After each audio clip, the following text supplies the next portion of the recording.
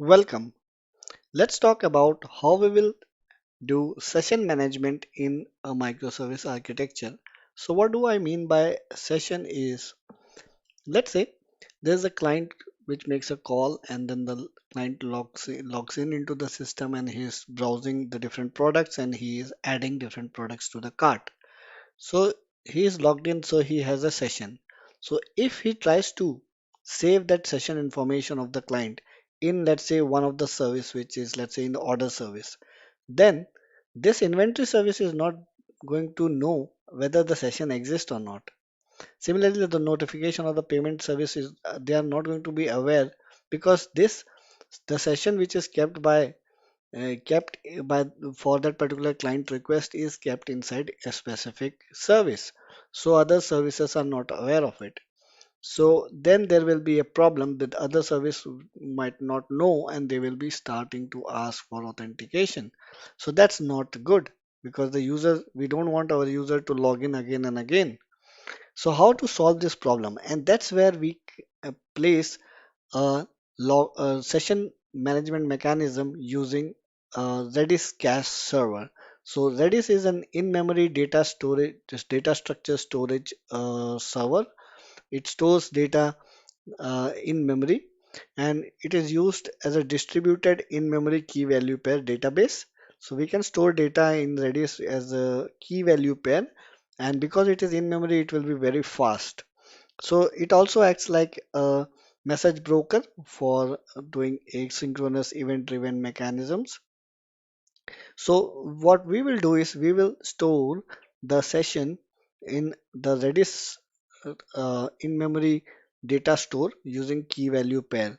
So whenever a request is done, so this request when it is authenticated, so this service, let's say login service fetches the user information and it wants to keep that user information, let's say the username and last logged in time, those kind of information, it wants to keep it one place so that information will be always shown at the top of the page somewhere here, and it should not be fetched all the time from the database until the time the user is logged in. So that information related to the user details can be saved in this Redis cache and for a particular session.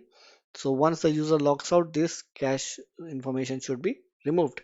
So once this information is available in the Redis cache about the user session information, all other services, when the request is going from one service to another with a particular token, the other services can take that token and query in the Redis cache server to check for that particular token if a session exists or not.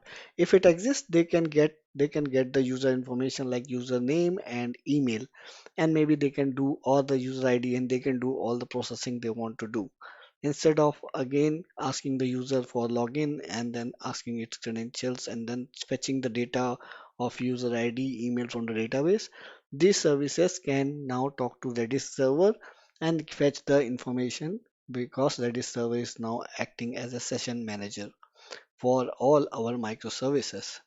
So it is now becoming so simple that there is only a centralized Redis cache server which is going to manage the user in session information, and all other services are going to take the information from here.